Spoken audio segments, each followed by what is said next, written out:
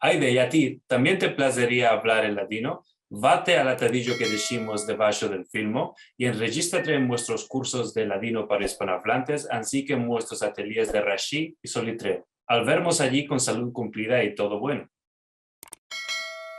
Y Dunque, desde este punto de vista global, ¿te parece que después de este libro de Jewish Salónica, que tuvo mucha reushita y es un laboro magnífico y muy importante, ¿cuál te parece que es menester escribir después de esto? Bueno, no sé cuál es de menester, ama te voy a decir cuál estoy haciendo yo, que es para entender más, bueno, el sujeto vino, al fondo, vino de cuestiones que tenía sobre mi familia. Ujú, Y la primera demanda que tenía, habían dos. ¿Cuál afectó a la rama de la familia que quedó en Salonique y se murió? ¿Cuál fue su vida? ujú, Y respondí a esta demanda en mi primer libro, en el ujú, primer libro, Salónica la Judía. ujú, Y la otra demanda que tenía fue cuál afectó a los que salieron antes de la Shoah ujú, y emigraron, salieron de Salónica. Porque, bueno, había la,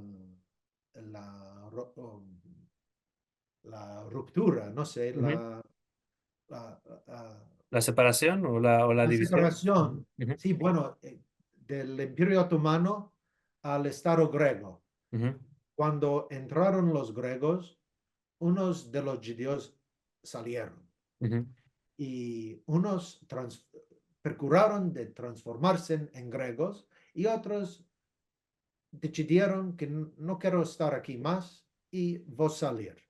Y esta segunda cuestión, ¿cuál afectó a los que salieron? Me interesaba desde el principio, ama es un sujeto que me interesa más ahora en mi libro ujú, de presente y estoy procurando de entender no solo lo que afectó a los selaniclis como diáspora global. Este es un sujeto que me interesa.